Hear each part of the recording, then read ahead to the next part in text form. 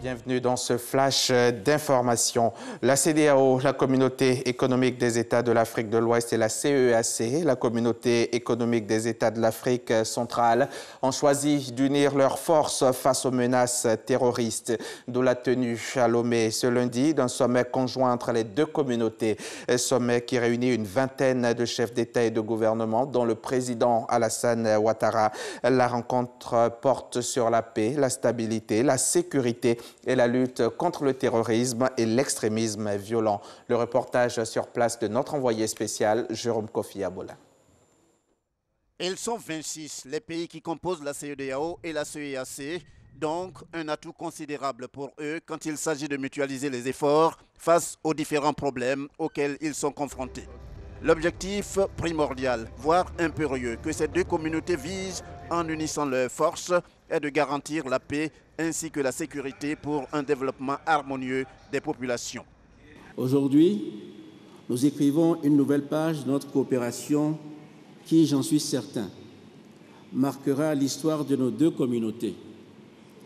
En effet, nos deux communautés économiques régionales ont décidé de travailler conjointement pour évaluer les menaces sécuritaires auxquelles elles font face et d'y répondre collectivement par la définition et la mise en œuvre d'une approche commune et holistique des questions de paix, de sécurité et de stabilité.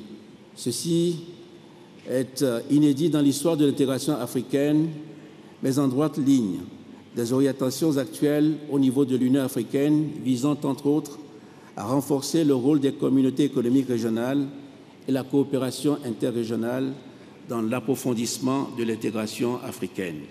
Voilà donc qui explique la décision de ce sommet conjoint, le premier du genre, de plancher sur la paix, la sécurité, la stabilité et la lutte contre le terrorisme et l'extrémisme violent. Il s'agit en fait de la mise en place d'un mécanisme mixte en vue de l'examen des questions sécuritaires de cet espace communautaire. Présents à ces travaux, des chefs d'État et de gouvernement, environ une vingtaine, et au nombre desquels le président de la République de Côte d'Ivoire, Alassane Ouattara. Ils sont venus à ce rendez-vous avec pour rôle d'examiner et d'adopter ce qu'il convient d'appeler la déclaration des chefs d'État et de gouvernement de la CEDEAO et de la CEEAC de Lomé sur la sécurité et la lutte contre le terrorisme. Le prochain sommet conjoint CEDEAO-CEEAC va se dérouler en 2020 à N'Djamena, au Tchad, le communiqué final ayant indiqué que les deux communautés se retrouvent tous les 2 ans. Ça, c'était hier à Lomé. Pendant ce temps, Amadou Gon Coulibaly lançait les travaux de construction du 4e pont en d'Abidjan, un ouvrage à péage reliant les communes de Yopougon au plateau, le centre des affaires de la capitale économique, pour un investissement de 148 milliards de francs CFA. Sa longueur totale, 7 km. Il s'agit d'une voie express reliant la commune de Yopougon à celle d'Adjamé et du plateau en passant par Atekoubé avec un pont sur la baie du Banco d'une longueur de 1,4 km. Le projet comprendra un viaduc, 3 échangeurs sur les voies principales franchies par le projet à Yopougon. Il sera livré fin août 2020. L'objectif global est de réduire les embouteillages et surtout de désengorger l'autoroute du Nord qui accueille chaque jour 130 000 véhicules. La pénurie du gaz butane que connaît la ville d'Abidjan continue de sévir aux grandes dames des consommateurs. Le directeur général de la Petroci rassure, tout va rentrer dans l'ordre incessamment.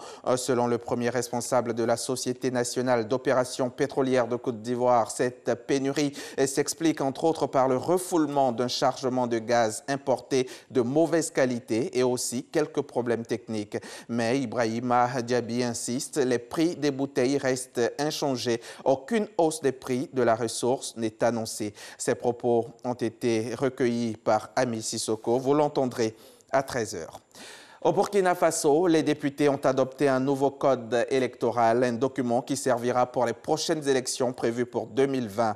Mais l'opposition crie à l'exclusion car elle trouve restrictifs les documents nécessaires pour le recensement des millions de Burkinabés vivant à l'extérieur, surtout ceux résidant en Côte d'Ivoire voisine. Pour l'opposition, il s'agit d'un recul grave pour la démocratie alors que le parti au pouvoir salue, lui, une avancée démocratique.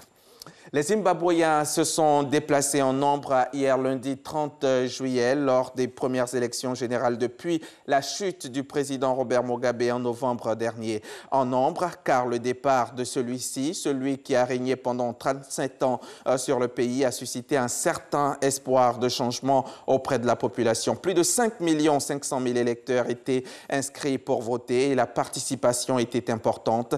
Les opérations de dépouillement des bulletins de vote ont commencé dès la fermeture des bureaux de vote hier soir et les résultats officiels devraient être annoncés dans un délai de 5 jours, bien que de premières tendances pourraient être connues dès ce mardi. D'ailleurs, dès ce mardi matin, Nelson Chamisa revendique une victoire éclatante sur le réseau social Twitter.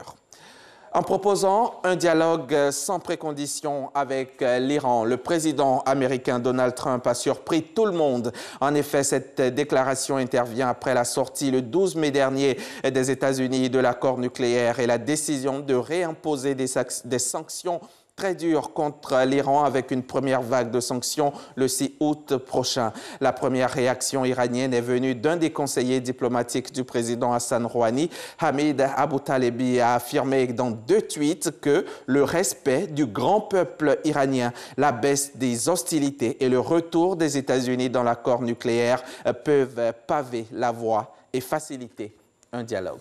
Et c'est la fin de ce flash. Merci de l'avoir suivi. On se retrouve à 13h pour développer tout ça.